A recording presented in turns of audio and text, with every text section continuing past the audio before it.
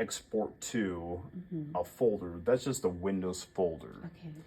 If you have it for a disc, it's like a DVD, I would recommend a DVD. CDs are too small to include the viewer and the 3D image. Gotcha. So you would choose this. But if you set it to a folder, you have to tell it that we have to browse it to a folder. So maybe it's to the desktop. Okay. Okay, so you would go desktop, and then I recommend to create a folder for it. So let's say it's, I'll just call it Remexis Viewer. You can reuse the Remexis Viewer for anybody's images. I'll show you how it works. Okay. So you just create this folder, select this folder, and then we just give it, I'll just call it DA. Okay, and then I've already included the viewer. Okay. And I'm gonna only tell it that it doesn't need to include the Mac version of it. You just want the Windows 64-bit version, just exports less files. You can do all, but if I click OK, actually, I'm sorry, we're gonna include the nerves and implants. That's gonna include those implants that we placed. Okay. So you can play with them. Okay. It's already pre-added to it. If you send third party, we have the ability to burn those into the DICOM file, so there'll be a silhouette of it. So that's how the lab would use it. Okay. So if I click OK now, so I have these, include the viewers, folder, include viewer, and we're gonna export to. I hit OK, and what it's doing is it's exporting the files on that in that folder on the desktop. Okay.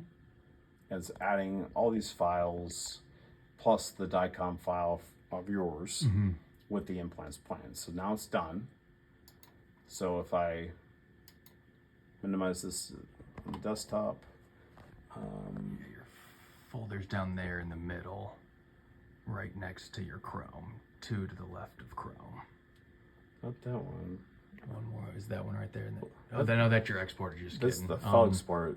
I thought it, did I add correct? That's what I did. I thought I called it Remexis, but really should have called it Remexis Viewer.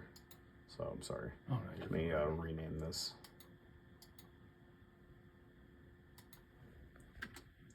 This makes better sense. Okay. So when you go in here, when you launch, I'm gonna go ahead and close Remexis here. Don't need to have them both run. It'd probably be fine if it does, but if I run this one here, it's gonna launch the program. So this is where it has your patient. Okay. If you want to add a patient, so somebody else's, you can add their DICOM information to the reviewer. So I click on Start Viewer or Install. What it does is just copies the files to the computer, but I'm just gonna hit Start Viewer. And you can take this off site. You can take that folder and you can take it off site. And then, so it'll load the image, and that was the same implant, the same measurements that I made. And you have the same ability. The only thing on the, on two things. On the viewer, you can't access the implant library that you have here. Okay. Okay. That's not even loaded correctly right now. Yeah. So if I choose the implant library right here, you'll see that I think it's gonna show only the generic. Oh, it doesn't even show that. So you cannot plan on viewer. You can just view what you've already planned, basically. Because you're not able to add new implants, right? Yes, you can add the generic implants because once we load those correctly, because there's a lot of things that weren't loaded in your server, and there'll be a library called generic, and it'll have generic implants.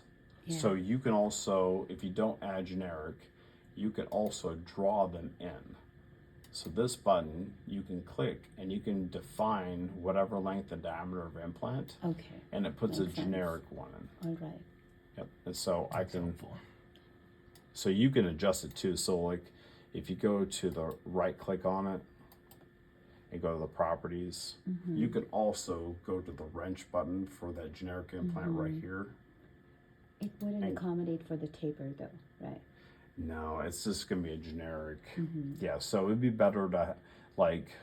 The idea is to kind of give you a basic plan, and then you can add it back to the full software, and then you can replace the generic with the actual 3.0 implant. Yeah. Got it. But if you right click on that, go to properties, you can type in the length and dimension. It will change what that looks, but it's just the generic on the viewer. Okay. And you won't be able with the viewer to order the surgical guides like the button we have with the other. Yeah. Okay. That's the only limitation. You can actually map your CTs with the digital impression STL file. You can do that. Wow. You can't design the surgical guide, but you can map the two together. Okay. So this button, well, I take that back. I thought you could map it, but it doesn't make sense if you would. Now you can only place implants, generics. Okay. So sorry. I also didn't mention that we have these camera buttons. So if you take a quick shot, it saves it as a 2D snapshot, like a JPEG. You can export it. Yeah. Okay. Yep. And so you can also take a full screen screenshot if you click on the snapshot button here. What this does is it saves whatever images you keep on in this, and it creates a JPEG of that whole view. So if you want to put that in Denicon, that's another one you could do. Cool. Okay. That makes sense. Yeah.